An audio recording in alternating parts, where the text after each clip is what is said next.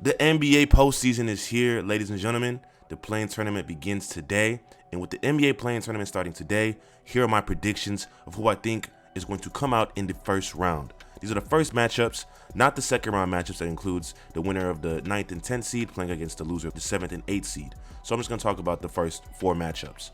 Pacers versus Hornets, Wizards versus Celtics, Spurs versus Grizzlies, and the Lakers versus the Warriors.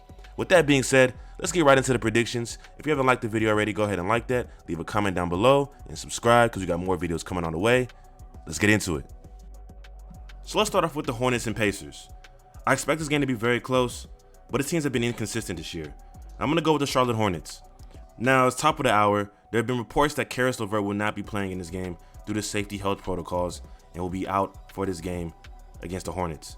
With him being out, this basically solidifies that the Hornets have the best shot of winning this game. And you look at Caris LeVert on the Pacers, who has been averaging 24 points per game on great efficiency. This is a guy that can get you buckets as well.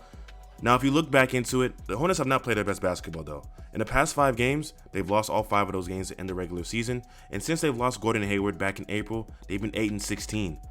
Now, LaMelo Ball has come back from injury, but even with him coming back, he hasn't been playing to the standards that we expected him to, being the Rookie of the Year favorite that we view him as. This team does have a balanced scoring load. When you look at Terry Rozier, Miles Bridges, PJ Washington, you have a lot of scorers on this team. And I think that for them to win this game, they have to get their offense back on track. Now you look at the Pacers. I had the Pacers winning this game until I heard the news of Caris LeVert not playing in this game today.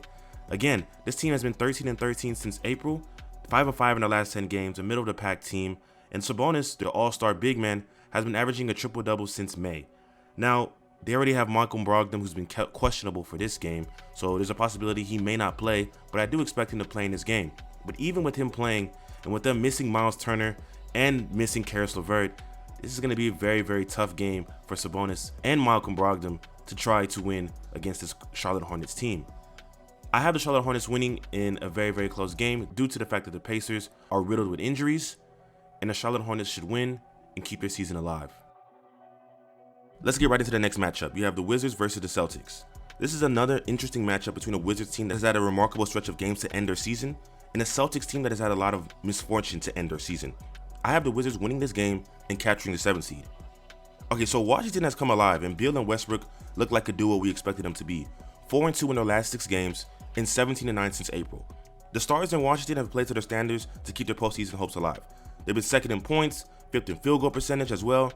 They've been playing great basketball, and we can look at how Russell Westbrook has been playing, averaging a triple-double, basically putting his heart out on the floor, and that level of energy has been an influence for his teammates to play even as hard as Westbrook and Beal are as well. So you look at the Celtics, and they've been spiraling. Since May, they've gone 2-6, and they've lost Jaylen Brown for the rest of the season, and this is going to be a difficult game to win. To be fair, we know Jason Tatum is a baller. We've seen him play from his rookie season, almost leading the Boston Celtics to the NBA Finals in 2018, so we know he has what it takes to lead his team and win games.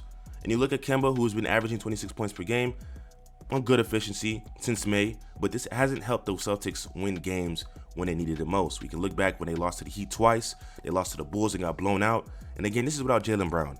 Jaylen Brown has had a great season this year, and when you lose your second best player right before the postseason, it's almost impossible to expect postseason success. Now, my only case to worry is Bradley Beal and his health.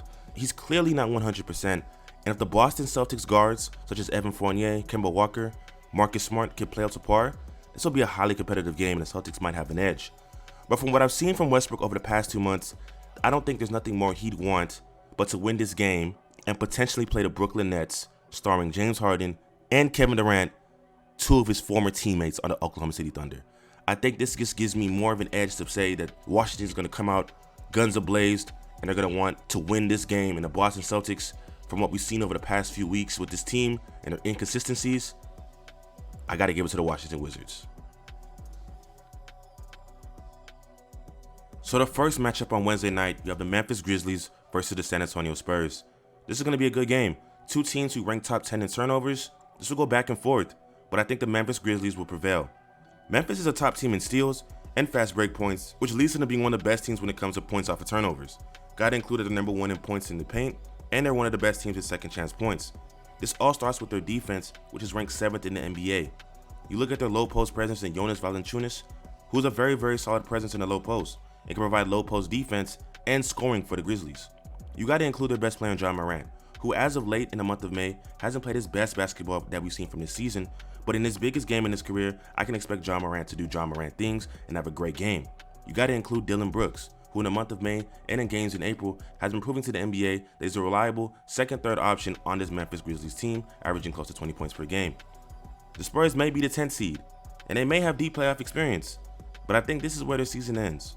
DeMar DeRozan has had a good season and he deserves respect, of course, and many of the Spurs' young players too, but the Spurs haven't shown to be able to get stops when needed, and I don't believe that they'll be able to keep up with the Grizzlies' scoring while trying to score against their highly touted defense.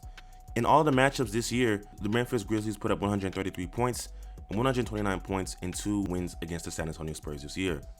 With that being said, I think that the Grizzlies will have enough firepower on the offensive side and defensive side to overcome the Spurs and keep their season alive. In the last game for the play-in tournament, you have the Lakers versus the Warriors. The main card, LeBron versus Steph, Part 5.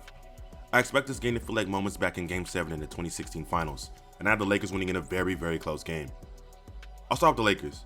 This prediction is on the assumption that Bron and AD play their best basketball, because Lord knows nothing short will be required to beat the NBA scoring champion in Steph Curry and the Golden State Warriors. The Warriors struggled early, and we all saw that, but as of late, if you look into analytics, over the past 20 games, they've had one of the best defenses in the NBA, and for the full season, they've been a top 5 defense. And being top 5 in defensive rating is not something to gloss over when they have Steph Curry, who can go out for 40 if he feels like it. And Draymond is playing his best basketball that we remember back in 2016, and this is helping the Warriors as well. You add in Andrew Wiggins, has been more of a wing defensive presence for the Golden State Warriors, and you look at this Warriors team that has the confidence to play in big moments. This is a very, very scary team to go up against. Now on the Lakers side, the Lakers haven't been a bad team, but have just dealt with injuries and trying to find chemistry. But this is a time where you need to figure that out quickly. But when healthy, this team is arguably the best team in the NBA. Now I give the edge to LA due to the fact LeBron and AD are just too much for any team in the NBA to just stop on both sides of the court, if both are playing at a high level. The Lakers have the highest scoring bench, and they should be able to hold their own when Bron and AD go to rest. And the small ball lineup that Vogel loves to run with AD at center will be crucial in bullying the Warriors on the defensive side of the ball and create more space for their offense. We saw this back in 2020 when the Lakers faced the Rockets in the playoffs, and when AD went to center, the small ball lineup created a lot of problems for the Rockets, who also played small ball as well.